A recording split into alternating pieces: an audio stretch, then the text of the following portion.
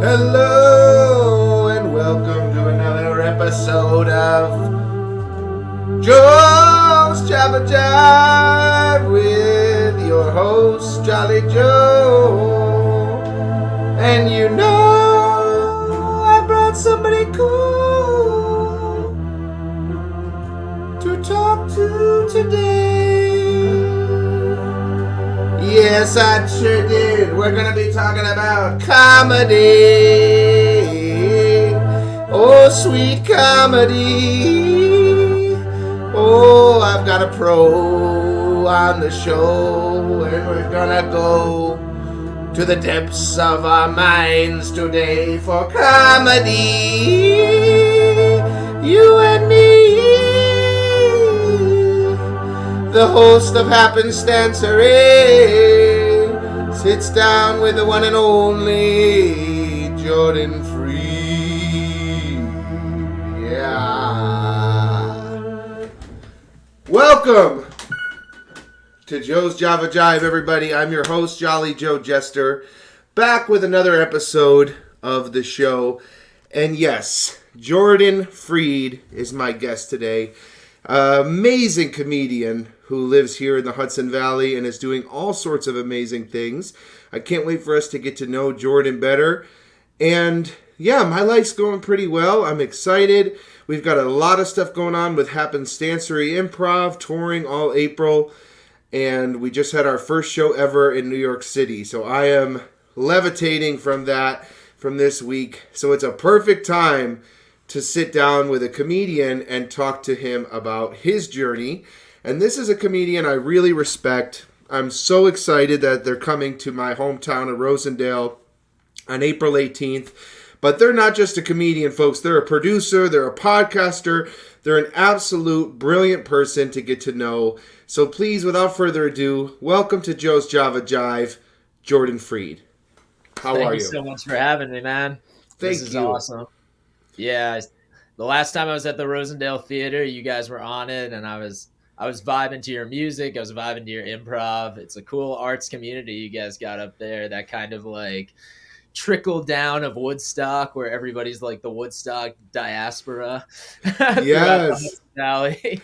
Absolutely. Woodstock lives in my blood, and that's, I think, what really drew me to this area was the Woodstock Festival from the 60s. And I'm really excited. In August, we're going to be chatting with Michael Lang's son, who's got a new episode coming out, who is the founder of Woodstock. Yeah, this is a fun, hippie Hudson Valley mountain here that we are documenting, and you're a part of it. Whereabouts do you live? So I currently live in Rutherford, New Jersey, but I grew up in Warwick, New York, lived there most of my life, and the Warwick was definitely the type of place growing up where you were like, this is cool and artsy. Like, is this where the hippies live? And then, like, as you get older, you realize everybody's pretty conservative and old-fashioned. Yeah. There's definitely still, like, an attention to live music, and now, like, Warwick's getting gentrified with Brooklynites, and it's not just, like, retired cops and firefighters. It's I've got one thing to say to that. I've been singing this. We don't need no gentrification.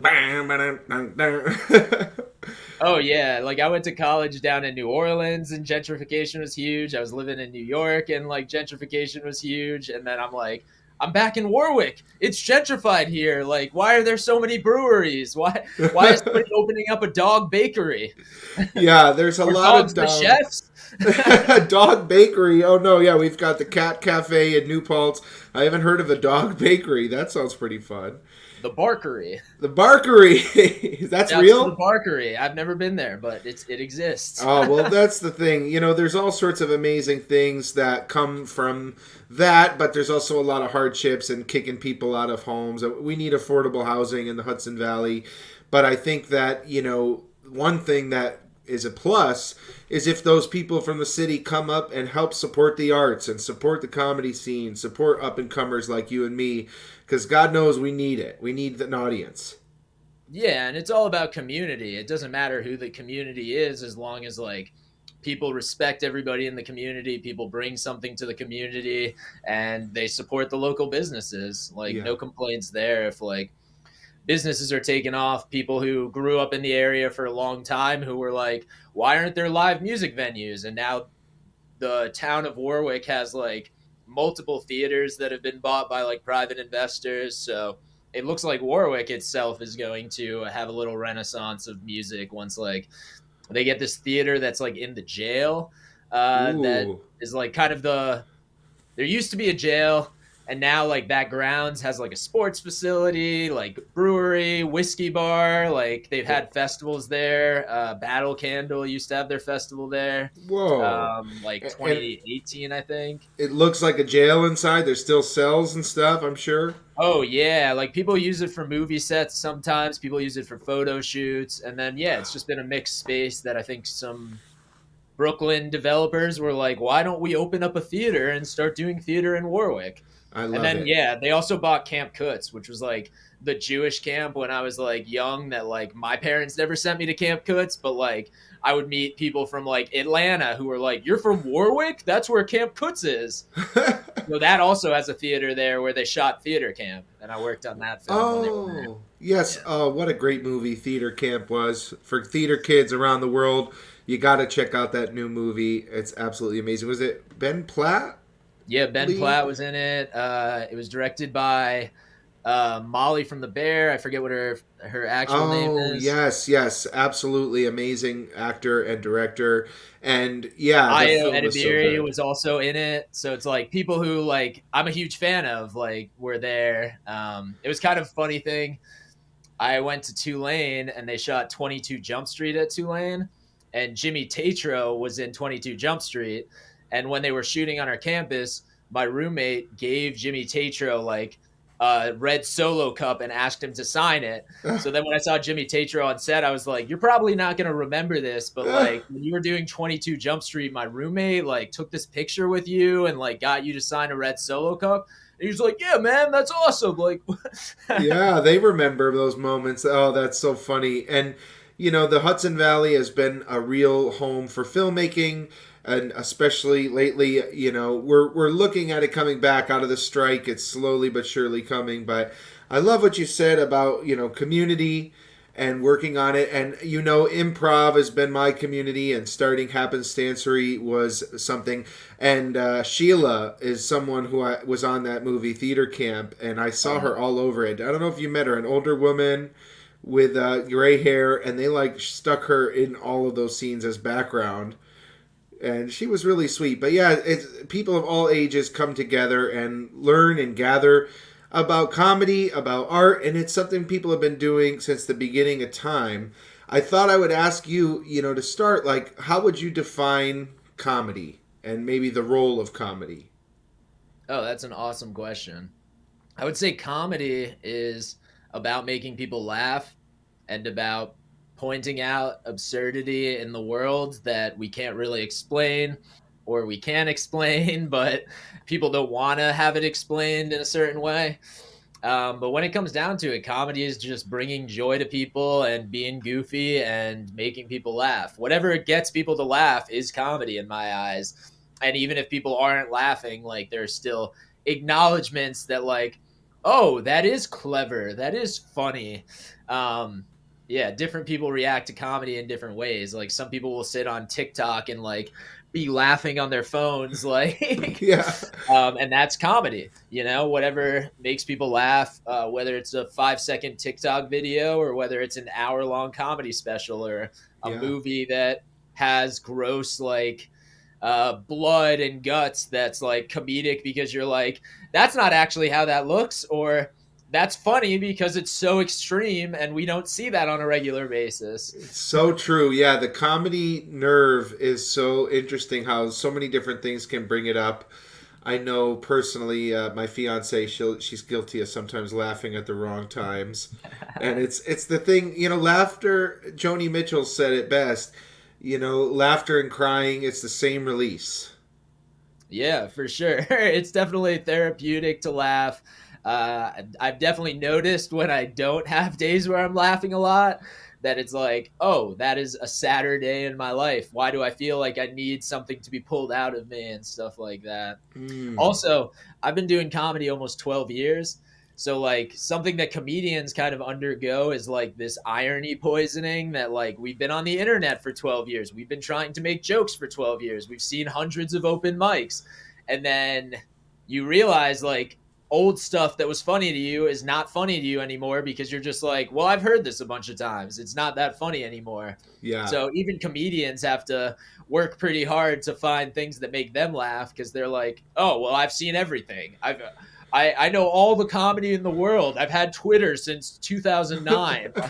I know where this joke's gonna go. Like, yeah, I've heard a lot of comics talk about that, and it's true. You know, when somebody's going down a direction you've been down many times, or many comics have been, you get a little, yeah, like this is. I know where this is going, but I'm gonna give it a shot. And yeah, I think you're right. After 12 years of doing this, it sounds like you've, been through so many examples of what comedy looks like from all the events you've done and been at and seen. So I'm curious to you, how did your influences start, at the beginning when you got into it, and maybe some of your modern day influences here in 2024? So probably about 12 years to the date. Actually 13 years to the date. I auditioned for my school's talent show, forgot all my jokes, basically just looked like a schmuck like at the audition, and did not make it. Then in 2012, I auditioned again, and it was like a month before the talent show, which was on May 3rd. Yeah. And I was like, all right, let's try to do this. Let's see what happens. And then I actually came out with jokes, got some people to laugh, only got one of my jokes banned.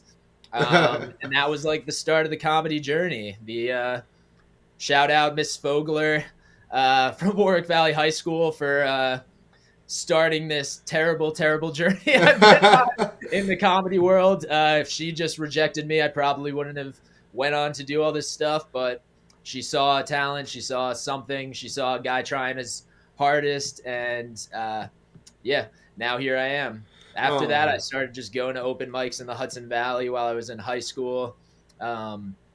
Basically, the summer after my junior year, I just started looking for open mics with my friend Sean Houlihan, who had also done comedy at a couple of other like talent show type things. And we actually went to the New Cavoo for an open mic. I feel like that's some lore that like your audience would know about. That like bar that's just in the middle of nowhere, but there's like skydiving right next to it. Gardner area, or I think so. Yeah, I know there's the skydiving ranch. It's like Wallkill. Yeah, I think it's Wallkill area. Yeah. Sure. Oh, that's so interesting. And how did that go? Oh, terrible. I think there were like 2 people at the open mic who were just at the bar.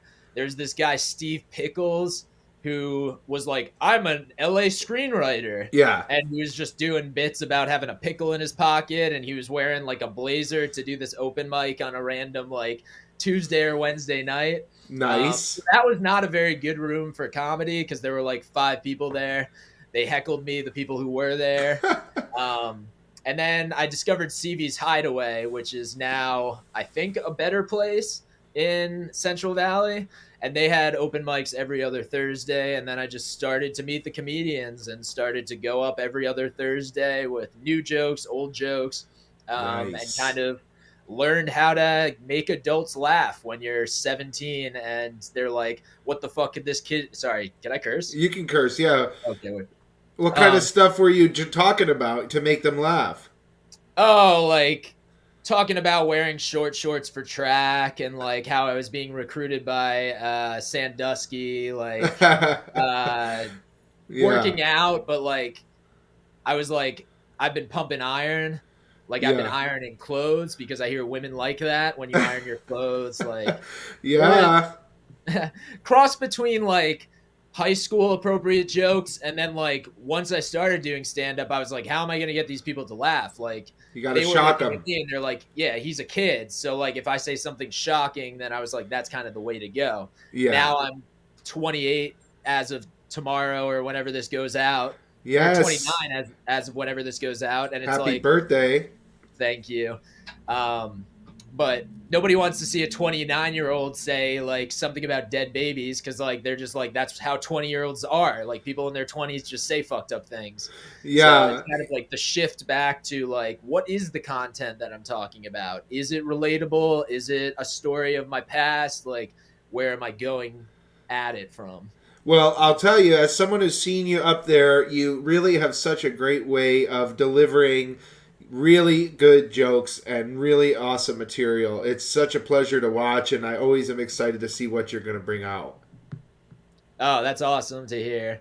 Yeah, it's been a long journey where like you were asking me for some clips from like my first set, and I'm assuming you meant the Rosendale set, but then I was like, oh, well, I have my first like paid gig also on YouTube. Like I have other sets from YouTube, and it's like you look at the first set and it's all like high school. There's like political stuff about like Mitt Romney and Barack Obama's election. Like there's like just political stuff that's just nonsense that I was just talking about in that set. And then yeah, like I got into my first festival, the Binghamton Comedy Festival, which was like Nice. awesome. R.I.P. Kevin Salisbury. Uh, he organized that festival and like gave me a shot as a 17-year-old to do 12 minutes, and I was like, sure, I'll drive up in my minivan with my 4 friends and like we'll go do this. Like That's so seeing Dan sweet. St. Germain like outside of the venue and being like, I'm on the same festival as Dan St. Germain. Like this is awesome. So Whoa, whoa. And yeah. in Binghamton, that's near where I grew up in Oh, nice. Elmira, about 60 minutes. That's when I know I'm close, 1 hour left in the drive. I wonder if that's still going on. It's a rest in peace to Salisbury, but, is it still happening? I don't think so. I think he had Yeah. it one or 2 years maybe. But yeah, like I still see people playing the Bundy Museum where I played. So it's Uh, like cool to see that the arts are still going there. Like he was a very troubled dude. I don't know him too personally, but like everybody who's done comedy in Binghamton knows uh, no. Kevin Salisbury. Xavier Blank, I think, is that what he went by closer to when he passed. Yeah. Um, Sad, but and these people hold a space in your heart. It's beautiful that he had this impact on you to give you those 12 minutes. oh yeah, and there's like tons of people like that who have passed away along the way who were like very supportive when they didn't have to be supportive. Like Yeah. they're yeah, like Anthony just Quinn comes to mind. oh yeah, for sure. Anthony Quinn and I like definitely did not mesh at first. Like he was very rough around the edges when we first met. And then I don't know, we just grew on each other, and like he hosted an open mic right by my house in Rutherford, like at Dingo's Den, which is in Clifton. And like that was the open mic on Mondays that I would just always go to. So I went from being somebody who was like, who is this guy? He's like crazy, to being like, I'm smoking weed at the back door with Anthony Quinn, like Yeah. going to his open mic at the Nyack Hotel and stuff like that. And like, yeah, he turned into a really good friend. And yeah, it's just a shame. Like he was just doing so much and had so much planned, and he was producing so many podcasts where he would feature local comics who probably wouldn't be getting press or any type of media attention whatsoever. And he was like, well, come on my podcast.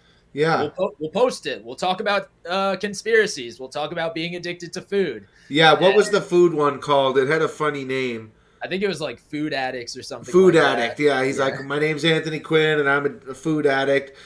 Such a good guy, and he was very sweet to me when I first started doing comedy at cafeteria open mic. I started creating comedy nights, laugh over lattes, and he came down and was couldn't have been more generous and kind. And every time I saw him after that, it was like, what a sweet presence, and truly is loved. And I know that there's still people having Anthony Quinn nights in his honor to this day. That he's still being remembered and will never be forgotten by the comedians who he touched in that way.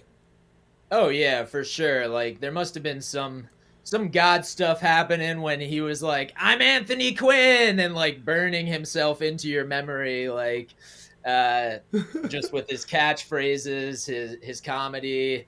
I never really caught any of his drag comedy that he did, but like that was something that he was doing a lot right before he died. I don't want Wow. to be like homophobic or weird. I don't think that killed him. Yeah, yeah, But that's pretty interesting. coincidence. I actually have an uncle who was doing kind of a drag stuff in the in the Albany area, and who recently passed away.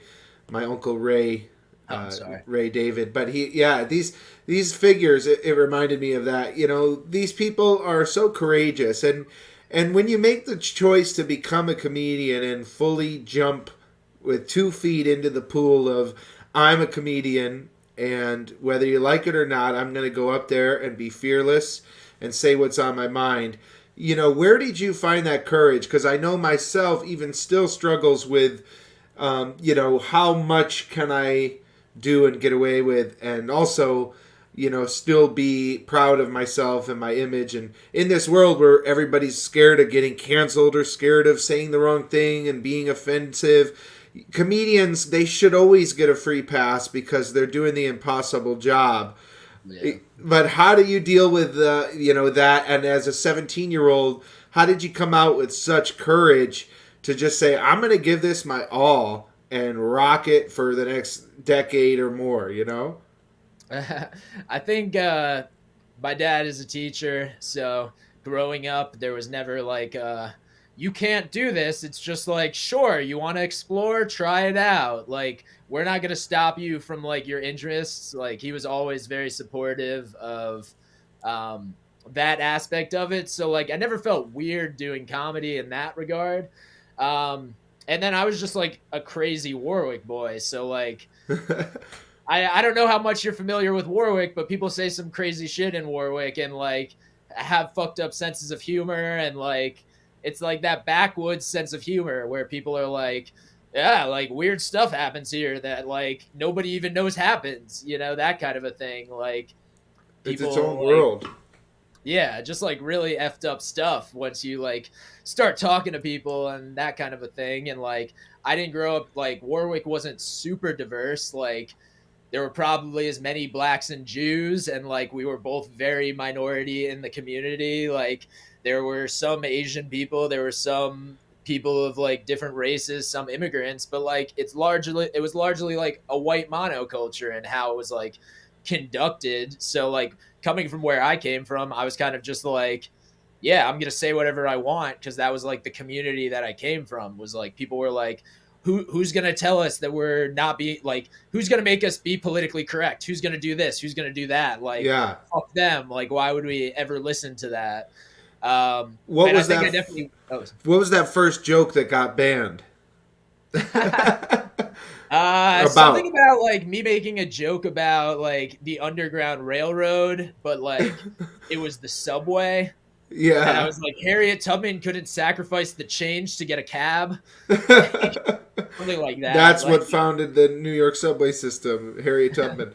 Oh, so testing the limits and dancing on the line, and it's something you do very well, and all comedians do, and I think it's really admirable, and we need it in our culture. And every time you go up there, it's a diary entry of where you're at that time. You know, you're talking about Mitt Romney back in those days, and you know, things that are on your mind at the time, and you should get that free pass always, and everyone who's in the arts should, because it's part of being an artist and being a creative, is allowing yourself to put on the mask for a second and go out there and say what you feel, say whatever is on your mind.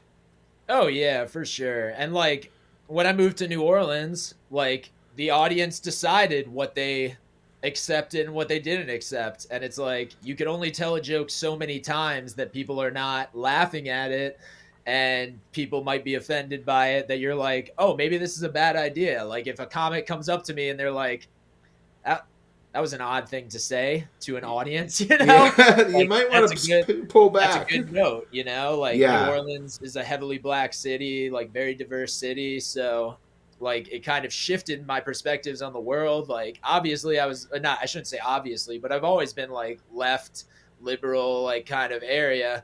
But like moving to New Orleans, like really showed me like what is going on in this country. And like the divisions between the rich and the poor, the divisions between black and white, like marijuana being illegal just basically to put black people and Hispanic people in jail. Like you start to see all of these things, and then you're like, oh, well, the police department is bad because they're arresting people for this. And then you also find out that the police department is making like $7.25 an hour because they're not getting paid their overtime and they're understaffed. And then you're like, why is the police department corrupt? And it's like, because they don't get paid anything. And they're also like understaffed, and nobody wants to be that because there's tons of crime.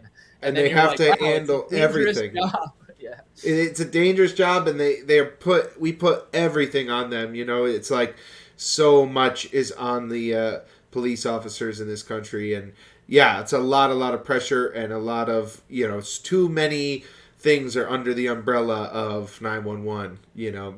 Not for sure. It's a lot, and you know, these kinds of things that if you want to make the world a better place, or you want to talk about, you know, the human condition in this country, there's no better place than comedy. You know, it's if you want people to listen, you make them laugh and start getting into these kinds of topics.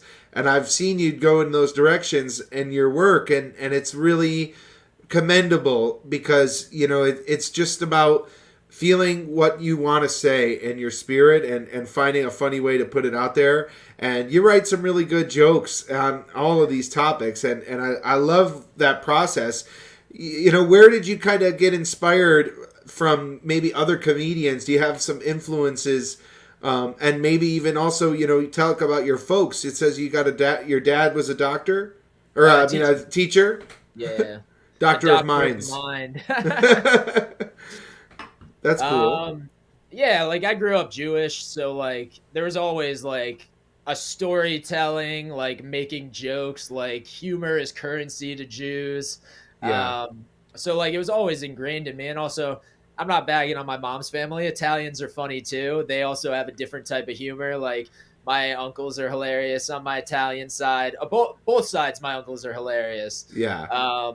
And crazy people in their own ways. So like definitely like family growing up, like they encouraged humor, and like you get attention as a kid, like if you say something funny and they don't expect it. Yeah. But people still come up to me like telling me I sound like Stephen Wright when I'm on stage, and it's like, that's a great compliment. I was copying the guy who copied him. Like Mitch Hedberg is my guy, and like the person I really like clicked with and was like, this is what comedy is. Like, I love this. This is amazing. Like watching all of his specials and like his Comedy Central stuff. And then like realizing as I'm watching YouTube clips that he died, and I'm like, no, my life is ruined. Mitch Hedberg is dead. Like, what? I know that exact experience, and I had the same kind of thing. I learned about him and Andy Kaufman from the same guy in the same weekend. And shout out to you, Scotty, and a friend of my cousin. And I was just like blown away by his style. And I'm glad I knew you were going to say that, because I think we spoke about him after I first saw you. And he operates at such a poetic way, and a way with words that is so pleasing. It's so rewarding when a Mitch Hedberg thing is just flown on you. And the same thing with your humor. There's just such a rewarding element and satisfaction to having you go, and then, oh, there's more, and there's more, and there's another one, and another one. And by the time you get hit with it for 10 minutes, 15 minutes, you're just like blown away at how many you're able to memorize and fire out. So very good influence, and I think you'd be making Mitch really proud. Yeah, I hope so. If there is an afterlife, I hope he's looking down.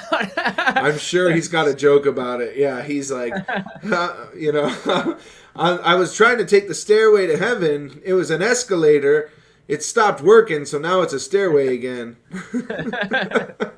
Yeah, he's such a legend. And yeah, I always heard Mitch was very nervous, so he would wear the colored glasses and the dark glasses, and kind of would have his eyes closed, and would just like so nervous, so hard for him to be up there, that he would kind of really struggle. You don't seem to have that problem anymore. A little bit? I definitely have a lot of nerves, but yeah, I've never like faced the back curtain like he did in some of his earlier sets. But turned all the way around and looked and put his back to the audience? Yeah. That's amazing. Yeah, he really had a struggle there. Tortured genius, as many of us in this industry are. And how do you deal with those nerves? What's your pre-show ritual? And like, tell the folks here what your first big gig was recently. Featured paid act, because that's pretty awesome. Yeah, so I started doing comedy when I was in high school. Didn't really drink or smoke weed or do any of those things. So from an early age, I had to like battle the nerves uh, as like an amateur, as a kid, like being in this adult world.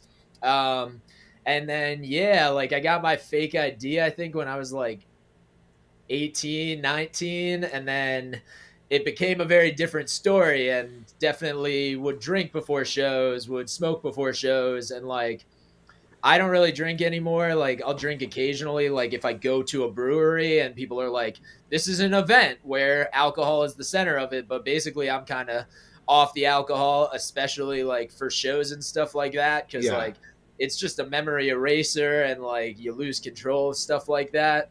I'll still smoke pot every once in a while before a show, um, because I smoke a lot of pot, so it doesn't affect me in the same ways, but never want to be like too high or drunk.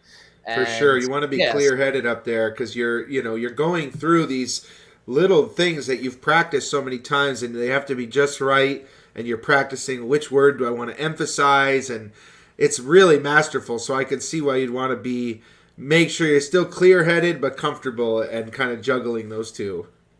yeah, and like honestly, the thing that gets rid of nerves the most is like the more times I'm up on stage. Yeah, Like if I haven't been up in 2 weeks and I have a show, I'm nervous as hell. If I've gotten up 5 times in the last week, I'm feeling good. yeah. So it's usually like that, like the you can't kill me. Like I've done this. I've done this a bunch of times. But Yes, like I've when you're seen you. on, I've seen you dead audiences. I've looked into your eyes, and I'm not afraid of you. Yeah, that's so true. And I've put a goal on myself to kind of get up there at least like 27 times this year for I'm 27. So I wanted to try to do that while I'm 27. Can I get on stage 27 times this year? And I'm trying to do something different every time, which is different than your style. I'm embracing my spontaneity and improv, and saying, all right, I'll take notes on this stuff later, and workshop it and try it again. But I'm trying to be like an Etch-a-Sketch, and clear the slate every time I go out there. So that's been a challenge for me. oh yeah, and I do think with the internet, it is valuable. Like, the more you can do a different set every time you go up, the more valuable you are to this world of like, why would I go out and see a show if he's going to do the same set every time for a year and a half? So there's Yeah. definitely an aspect of that. And like, now I'm kind of like working on my hour and like what I'm going to put into a special and stuff like that. So I'm Yeah, what's like that kind of like? it's very intimidating. I've been wanting to do it for a while now, and the biggest thing is just getting the gigs that will give you 30 to an hour to like test it out, cuz like it's pretty hard to just be like, well, I have an hour of material, could this be a special? Yeah. So I'm like trying to shift more into headliner sets. I did the Newburgh VFW, which was like one of my first major headlining sets. It's awesome. And yeah, just trying to get that under my belt and do it more. And it's tough because like I did like being the type of person who was like, all right, I wrote 6 jokes this week, I'm telling all those 6 jokes at the open mic. Because now Yeah. it's like, oh, I have an hour of material that I need to get perfect. So now every open mic, I'm like, do I do new stuff? Do I just do old stuff? Do I like, if you're Yeah. doing a 5 minute open mic and you're trying to plan an hour, that means you can do 12 sets that are included in that hour. So it's Mm. like finding kind of that balance between like, oh, there's a bunch of comedians in the room who have heard my jokes already. Am I gonna do something from my hour, or am I going to try to do something new? Am I gonna tell a joke that's not in my hour but could be, and like Yeah. test it out? So like that's kind of the place I'm at now, is like when I have gigs, I'm trying to do my best stuff, especially like for the Rosendale Theater. It's going to be my second time there. So I'm going to try to do a different 5 minutes than I did the last time so that people are exposed to different jokes. Yeah. But if I'm at a place for the first time, like there's some jokes that I'm like, I got to do the joke, because if I Yep. don't do that joke, like they're going to see the show and not know that I'm that guy who has that joke. Yeah, yeah, it's such a balance, and I think there's so many different philosophies on it. But I've heard many comedians say, the audience always, they don't know all your material. It's good to learn that, okay, these are some of my heavy hitters that I can always throw in there, and that balance. It sounds like you're putting a lot of thought into it, a lot of care and expertise to try to craft that hour. Oh, definitely. And yeah, like I said, I've been doing it almost 12 years. So there's like a lot of jokes from like high school that like they'll just disappear without ever going on an album. There's a lot of jokes from college that will just disappear without going on an album. But there are Yeah. some jokes that I've had for like 10 years that I'm like, I need to put this on an album so I could finally just say it is me that wrote this. I have done it. Now I Yeah. could tell other jokes. If you want to see old stuff, you could see that I have good old stuff, but Yeah. then also kind of move on to my 30s, which is like kind of the next chapter in my life, Yeah, hopefully. absolutely. Yes, long life, long healthy, and I think you are going to really develop as a comedian here and continue growing. You've got such a bright future ahead of you, and I wanted to talk about some of the other things that you're doing too, because it sounds like the comedy is just one of the many notches in your belt, and including other podcasts that you do as well. Yeah, I've had a bunch of podcasts and like little kind of like web series pilots that I've done. Um, I used to have a podcast called Sessions with Mary Jane. It's kind of on hiatus right now, but basically would get high with people, or they could be people who might not smoke, but they're still like aligned with the mission. Like, as long as they're not a narc, that was basically like the level. Like, we had a politician come on once who was like, I can't smoke weed. Like, I'm a politician. And I'm like, that's fine. Like, as long as you like support weed, then like we're happy to have you. Yeah, um, yeah. Mary and we Jane interviewed a lot of Sessions.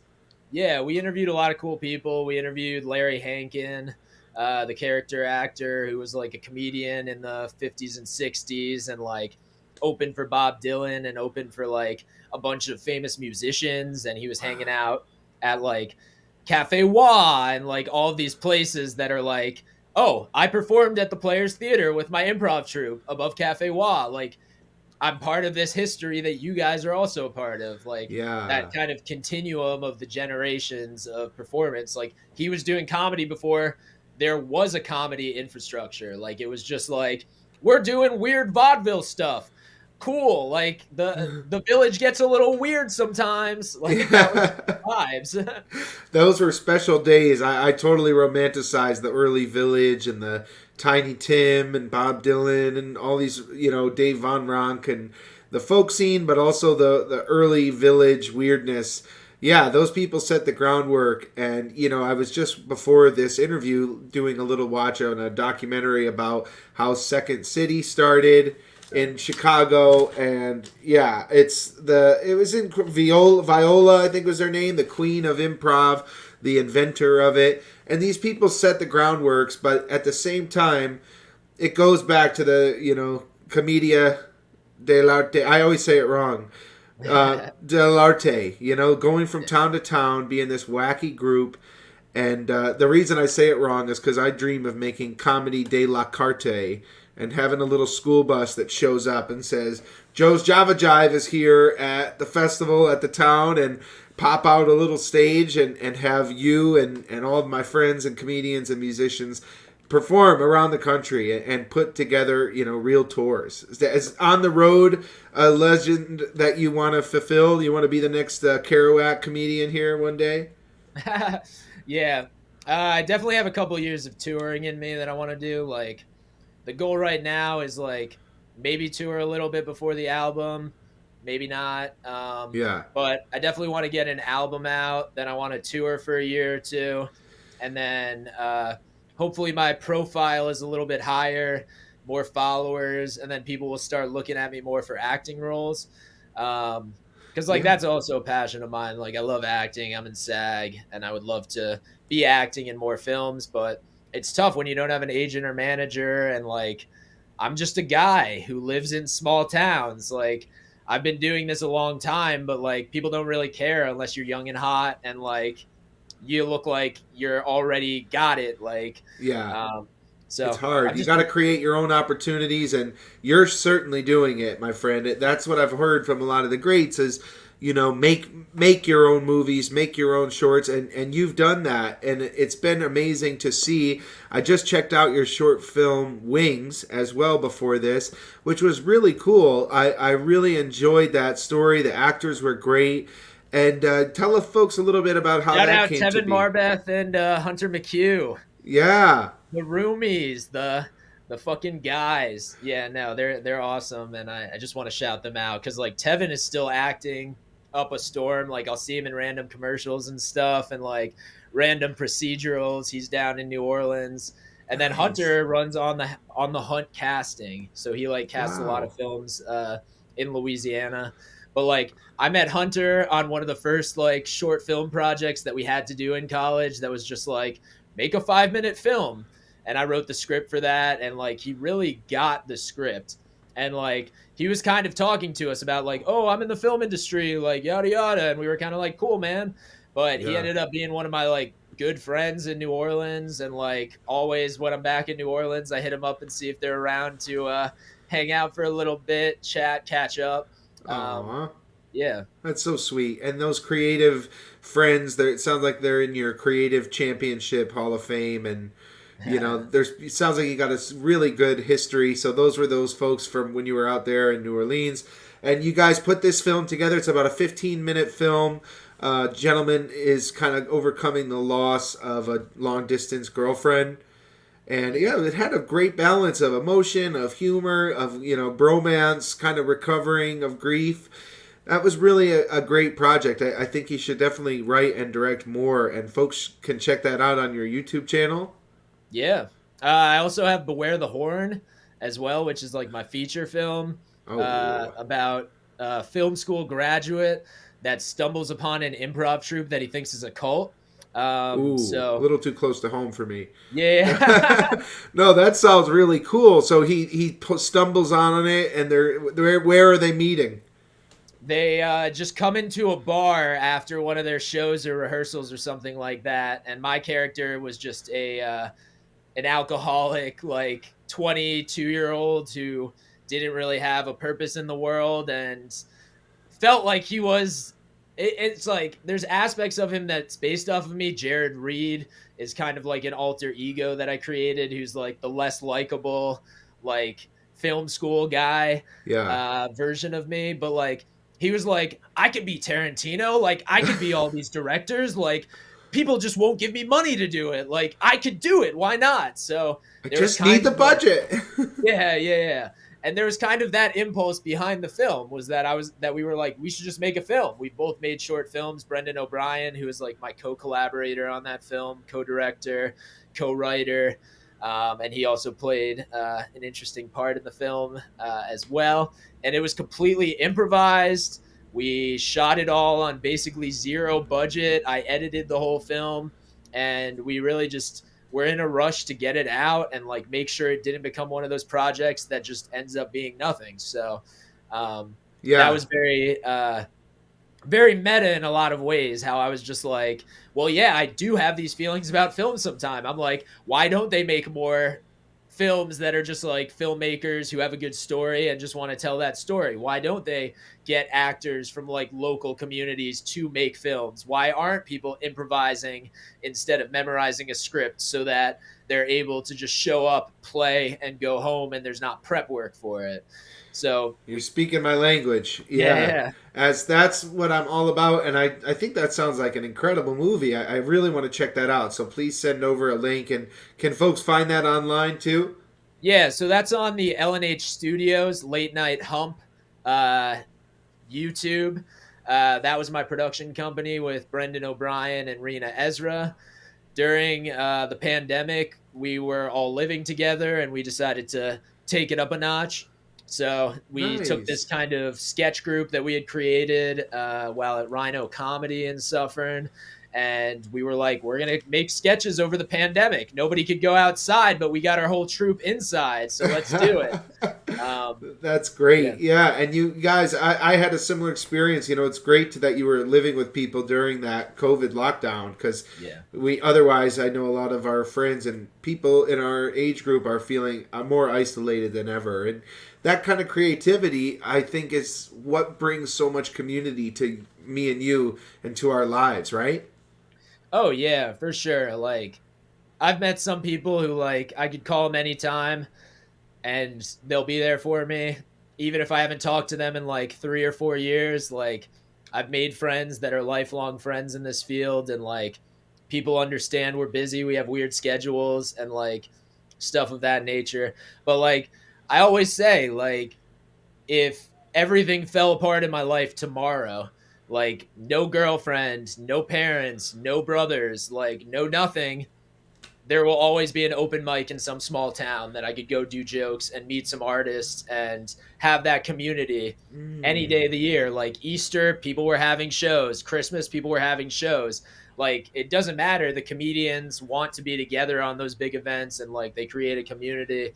And like, my new job that I have, like, does not allow me to hang as much as like I used to when I was younger, but like, it's great, the hang and like making friends and like finding who you're inspired by, and like talking to people who have similar interests, and like getting advice on things, like talking to Anthony Quinn about things about life, because I'm like, oh, you're 50 and you've been through these things. Like, what's the deal with relationships? Oh, I'm a Yeah. vegan. He's like, oh, I did the vegan thing, I'm done with that already. Like, Yeah. having these conversations with older comedians who, it's like, they might not be better comedians or have more knowledge about comedy, but they've lived interesting lives, and it's like intangible, the life the life experience that comedians have. Yeah, I just heard recently that if you're under 30, you should be listening and asking questions. And somebody posted on Facebook, like, everybody under 30, ask a question, and everybody over 30 give a little piece of advice. And it's kind of this interesting frame. And a big reason why I'm doing this podcast is to talk to people who I think are really skilled at what they do, and and listen to what they're all about and what's going on in their world. So this is so great to have you here. And I wanted to ask you about your veganism, because I know that was another one of the podcasts on Late Night Hump. You had the Animals Freed with Jordan. Oh yeah, Freed. that was a little series we did where we would cover some vegan spots that might not have gotten a lot of attention. Unfortunately, a lot of those spots have closed since we did the videos. But yeah, I've been plant-based vegan like for the last 5 years or so. Like 2019, when I moved into my new apartment, I cut meat out completely, have not ordered groceries that are not vegan in the past 5 years. And occasionally I'll cheat and have like meat here or there, or like cheese here or there, like when it's the only food around, or like if I'm in a cultural situation where people are like handing me food and I'm like, I'm a guest in your house, like I'm not gonna make the vegan stink right now. Like, Yeah, yeah. but I otherwise, love like, that. yeah, it's been a great 5 years of just like experimenting with new restaurants. I cook a lot, and like TikTok has just algorithm fucked me with vegan things. So I'm That's a funny constantly way of getting putting new it. recipes and stuff like that. Yeah, Um, that's and great. like, yeah, and it seemed intimidating at first, but like I was having health issues, and they were telling me like, oh, eat more fruits and vegetables, like that's how you'll probably get rid of these health issues. And I was like, okay, but if I'm just eating more fruits and vegetables, I feel like I'm going to compensate by eating more pizza, eating more bacon when I do get the chance, or eating more meat when I do get the chance. So I was like, I'm just going to cut it out completely and like figure out how vegans live, and like, how do you get enough protein? How do you get enough of the nutrients you need? How do you get your B12? And yeah, now I love broccoli rabe. I love Brussels sprouts. I am eating chickpeas and tofu almost every day. Like, Yes. Oh, I just had a chickpea vegetarian thing today. It was made by Serena, and it was like caramelized onion, chickpea, amazing mixture that was almost like with nutritional yeast and a little Greek yogurt. It was like better than any tuna fish mixture I've ever had. And she, of course, found it online. That's one of the benefits of technology, is that we're all in this little community if you want to be in it and say, oh, here's a little vegan treat that I found, and here's vegan Rice Krispie treat or vegan peanut butter cups or anything you can dream of. Somebody's got the vegan version of it now. Oh yeah, for sure. It's like I don't want to steal any vegan valor. Like I like making jokes about being vegan because like that's the culture that I'm in now. But Yeah. like it was hard to be a vegan 20 years ago. Like now it's not hard to be a vegan. Like the options are out there. The cheeses are pretty decent. Like the meat substitutes are pretty decent. Yeah. And like fruits and vegetables are what we ate. Like we didn't eat processed foods for millions of years. We ate what was on the trees, what was in the ground. And like whenever we discovered boiling, we started boiling things so they were easier to eat, you know? Yeah, But like, absolutely. yeah. There's so And like much even to growing that. oh sorry. Oh I was yeah. gonna say, even growing up Jewish, like they tell you not to eat meat with the milk of the animal, and they tell you not to eat pork. And like Muslims don't eat pork, and they tell them not to drink alcohol. Like Christians are told not to eat meat on Fridays during Lent and stuff like that. And I do think there is like something health wise that like has been passed down for generations that's like, yeah, sure, like it's gonna taste good to eat flesh, but like if you want to be righteous, this is what you have to do. Yeah, So you're right. yeah. That's been there all along. And I saw a movie that really blew my mind. I believe it's on Netflix for anyone more interested in kind of why are people vegan. It's not just because they're a bunch of tree hugging animal lovers. That's a part of it. But there's actually so many health concerns with a meat based diet that were outlined really well in this movie, What the Health. Oh yeah. That blew my mind. I was like, all right, I'm done. I got to be vegetarian as much as I can. And like you said, there's situations where, all right, it's Christmas Eve or it's Thanksgiving. I'm gonna not pull the vegan vegetarian card. But I think with everything in life, it's really good to be 90-10 and say, all right, I'm 90% this, and every once in a while I'll let something slip. But that's really commendable, and I love that you have that element to you. And I think it's really something that it's inspiring to me to try to think, what do you put in your body, and what is food, and is it medicine, and is it nutrients, or is it just junk, which a lot of it is. Sure. And like my like grandparents and great grandparents all died of heart attacks or cancer, and it's like those are very tied to like processed meats, eating eggs and cheese. Like one of my great grandfathers was a butcher.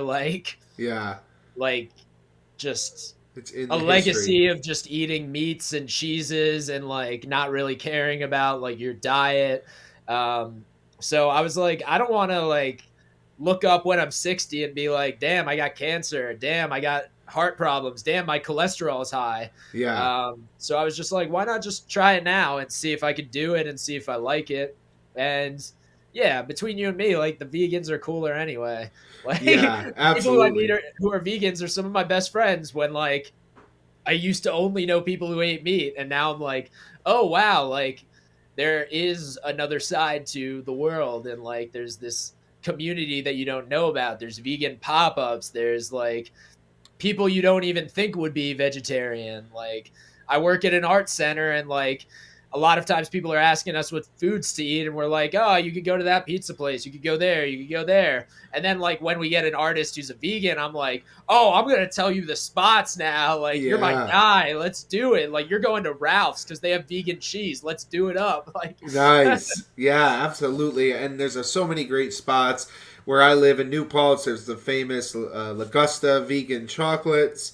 And there's so many great spots. Karma Road. Karma Road is another one. And then there's Krishna Kitchen, which has got, all vegetarian menu. So that's just right in one little town of New Paltz. But you can be vegan anywhere. I've heard comedians on the road, you got to go to the Whole Foods. You got to go get your own stuff, get your greens. So I'm really excited. You and I are going to have to get together for a little vegan dinner sometime here.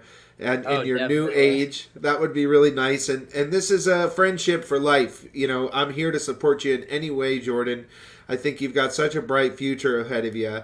And if there's anything I can do to help or anything you wanted to ask the Joe's Java Jive community, if you had an ask, whether it's to follow you, check you out, feel free to present that. Or even if it's, I want to get together and make more movies or something like that, feel free to present that ask to the audience. Oh, yeah. Well, I do want to add my day job. I am the operations manager at the Williams Center in Rutherford, New Jersey. If you are watching this and you live in the New Jersey area, if you're not in the New Jersey area but you like the arts, the Williams Center is named after William Carlos Williams, who was a poet in Rutherford, New Jersey, and he also delivered a fuck ton of babies for the town because he was also a doctor. He was an artist who had a day job and was very great at both of them. He wrote a bunch of really fucked up short stories and interesting novels, short stories. He's known for his poetry and stuff like that. And the venue is over 102 years old, and the new owners took it over 3 years ago. And I have been working here about 8 months ago, but there have been Save the Williams Center, Facebook groups and communities trying to bring back the arts in the community. So we now have a 641 seat theater that has movies or concerts. We have a 480 standing room capacity, concert, black box dance floor area that has private events. We have a 112 seat, comedy club, jazz cellar type room. We have 2 movie theaters downstairs that are still functional. Oh my goodness. That's a lot. And I'm here 60 hours a week, cleaning carpets, talking to artists, dealing with rentals, babysitting 1-year-olds' birthday parties. But I love the jam bands that we get here. We're having a film festival, the Rutherford Film Festival, May 23rd to 25th. And this has been consuming a lot of my life and taking me away from comedy in some ways. But it's truly a special place. There's tons of ghosts here. Some days I'm babysitting film shoots through the night, and then people are coming in the next morning and I'm like, hey, I've been here all night. What's up? Somebody did an overnight because they wanted to rent, and we literally had events all times except midnight to 6 a.m. Yeah. So it's kind of a crazy time for me right now. Definitely come by if you're ever in Rutherford. Check out the venue. I'm always here giving people tours and stuff like that.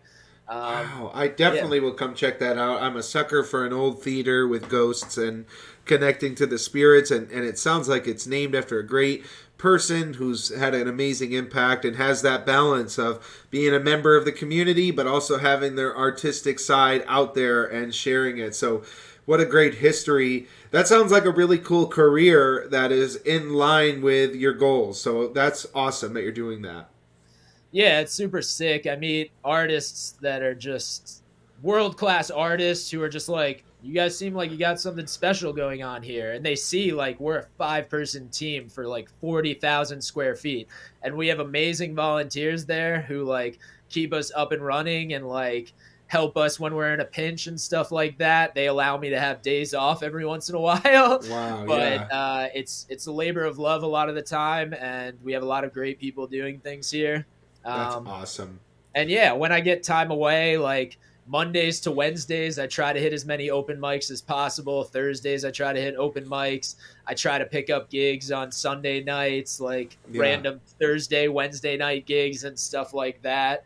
So definitely check out the Williams Center at Williams Center NJ on Instagram, Williams Center on Facebook. And if you want to catch my show dates that oftentimes do not happen at the Williams Center, you could go to lnhstudios.com/Jordan Freed Comedy. If you just go to lnhstudios.com, you can see what we have going on. Also, latennighthump.com works for getting to the same location. You could kind of go back in time, watch all my sketches. All of my movies have pages on there. And all of the show dates get added to there. And that's kind of where you could keep up. If you're not keeping up on my Instagram, my handle right there, J Freeze is J Freeze with 3 E's. That's awesome. Yeah, it's an amazing website. I don't know who you have designing it, or is that you?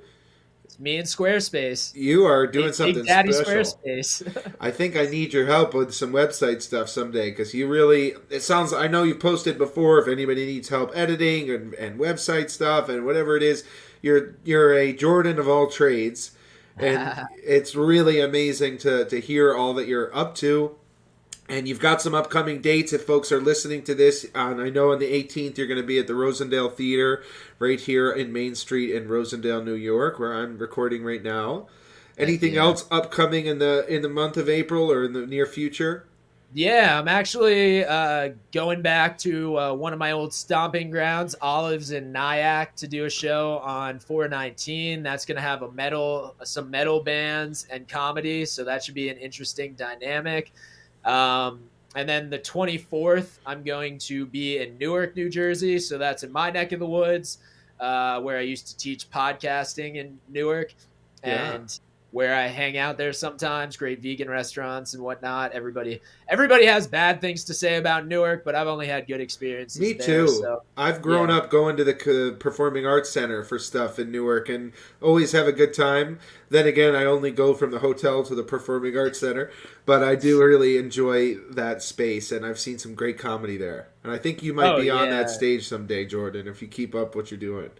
Oh yeah, that would be dope for sure. Yeah, I'll be at Kilkenny's Ale House in Newark on the 24th. The 28th, I will be in Bloomfield at the Old Canal Inn, and those are kind of my big shows for April. And nice. Yeah, Since we're in that, you're hitting it, and you're in that neck of the woods where you're like, like me, booking a month out and having these dates. You can see all of these dates on your Instagram and a really nice poster.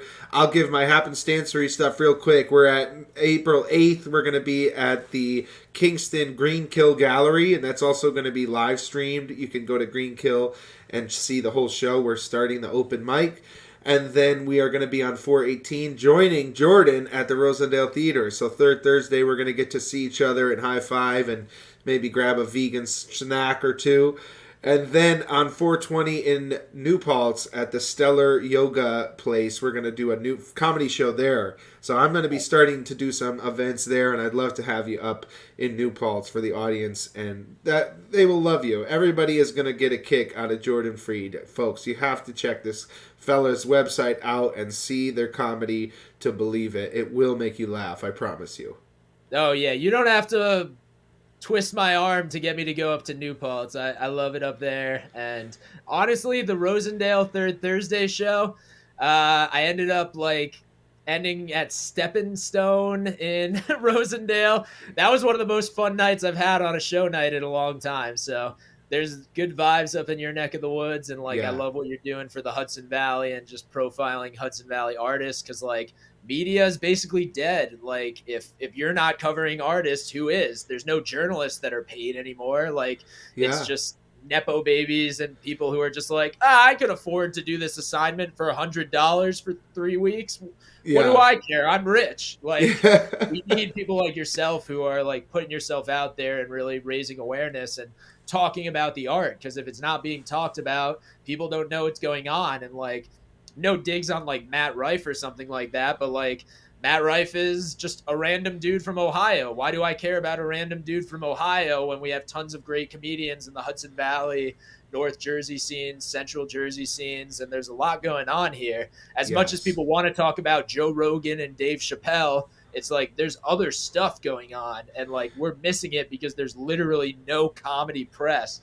And there's no media talking about who is actually up and coming, what is happening, besides the variety 15 comics to watch, or Just for Laughs, new faces. There's not really places putting on new artists and saying, this is our guy, he's a headliner, he's awesome, he's gonna drop albums and we're gonna take ownership of him.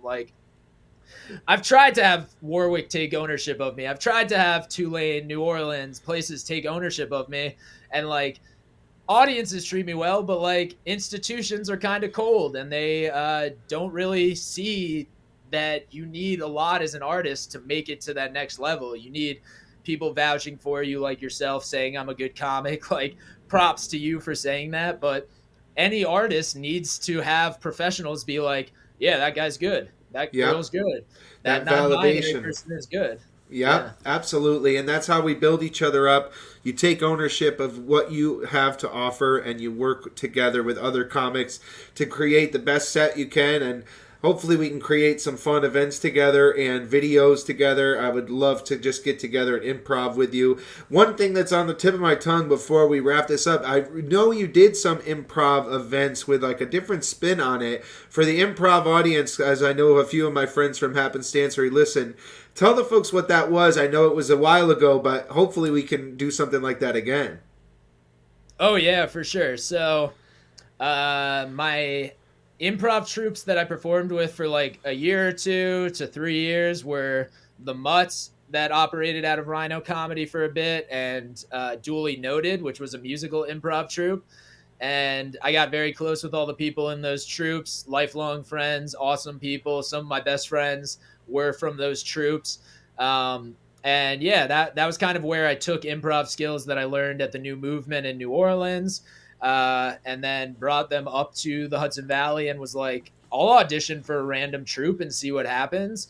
And then I ended up making the people who have defined my life in a lot of ways. And then I was in the Mutts. The Rhinos was the original troupe at Rhino Comedy. And then after Duly Noted was created, they created a third straight improv troupe that was the Hammerheads. So Brendan O'Brien was in the Rhinos, I was in the Mutts, and then Rena Ezra was in the Hammerheads. And we gravitated towards each other, started doing these sketch shows, and then we created an improv form called the Interdimensional that was basically a narrative structure that brought a consciousness through space, time, and realities that kind of shifted. So like one scene you might be in Nazi Germany, then you're in the literal pipes of a toilet because you are shit. Then you're in a dumpster. Then you're a bacteria. Then you are a guy who works at McDonald's who swallowed the bacteria. Like it kind of shifted. So we would do this at the Players Theater. We did it a bunch with the Blind Tiger people over at the Westchester Collaborative Theater and stuff like that.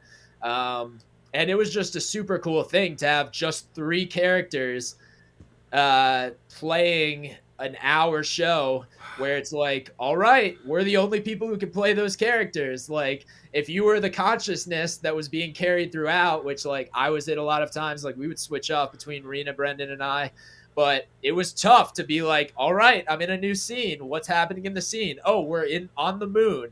Oh, we're underwater now. Where are we now? And just creating these characters and creating physicality. But you know, when you perform with your best friends and there's like a lot of trust there, it's like, it's awesome to see what you could create. I'm sure you know the same thing from Happenstancery. I'm sure you're very close with all those people now.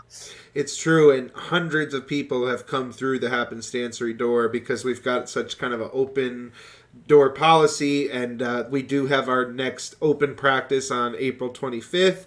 If anybody listening to this wants that kind of friendship, wants to try it out, come by the New Paltz Community Center on April 25th and check out Jordan Freed, because seriously, all those people you mentioned, I want to know the history. I want to talk to those people. I want to support all of these scenes. So thank you so much. I really hope you can send more people our way from the scene, and definitely. I hope I can send people to your social media. Please check out Jordan and, you know, support these amazing up-and-coming comedians, because I think all you need is a little wind in your sails and you are off to the sunset. And I wanted to bring in, I had an idea while we were sitting here. We've got the big solar eclipse coming up this week, right?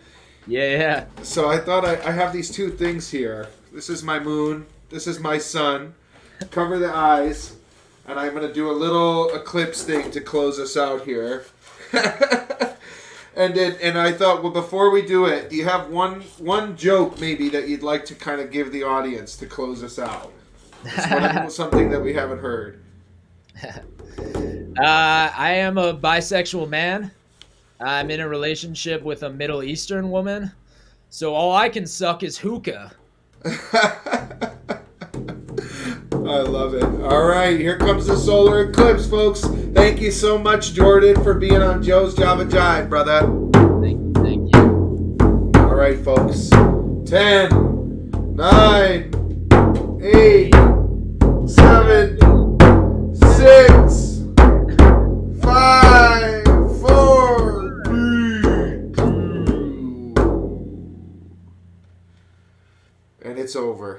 Wow, just like that. We're gonna get through it, folks. Thank you so much for being a fan of Joe's Java Jive. It's been a pleasure talking to you, Jordan. And one last thing, any words of advice for a young comic who wants to get started? I would say do it. Know what you're bringing to the table that you think is different or unique. You know, not everybody has to be a comedian. People could just enjoy comedy, but if you feel like there are jokes not being told, if you feel like there are communities not being represented in comedy, then I always am encouraging to people to find their voice. You've lived an entire life. I just read Rick Rubin's book, The Art of Creativity. Me too. So good. Yeah. And it was just like, he said something in it like, your art is every single experience that you've ever had. Even if you don't remember it, even if it seemed insignificant, like you could see somebody not throw their trash in the garbage, and then that makes you think of cats, and then all of a sudden you have a cat joke. Like everything that's happening in your mind is your art, and like don't shoo away ideas. Always have a notebook on you. Never think something's too stupid to write down, because you never know what could be shaped into other ideas. Like I'm still going back to jokes that I have on my Apple iCloud from like 2013. And I'm like, that was actually a pretty good joke. I'm glad that I thought about that so long ago so I don't have to do the work now. I love that. That's a good note to close on. Nothing is too stupid to write down. Because you never know, folks. You might be onto something, and even if years later you finish the bit, it's never too late. The pen is also prophetic. So like a lot of stuff I've written has come true in weird ways, like screenplays I've written in the past. I was like, what would happen if this happened? And then like I wrote it just guessing how things would happen, and then the events actually happened to me in real life, and I was like, oh wow, it's wild that I created a scene in a movie about a music festival, and now I'm around music festivals all the time. I create scenes about these people who have illegal means of making money, and then I meet these people who have illegal means of making money, and I'm like, this is bizarre. You can't write what's happening in our lives. And like, if you just take the signs from the world around you, you're breathing, you're eating, you're drinking water, you're letting your body be the electric device that it is, the answers will come. You'll be okay, and we'll all be okay, and have a great time. Yes, life is a big ball, folks. Enjoy it, and remember everything that Jordan just said. I think that is so beautiful. What a wonderful way to close the show. Peace and love, folks, and climb until your dreams come true. And happy 29th birthday, Jordan Freed. Thank you so much, man. Peace and love.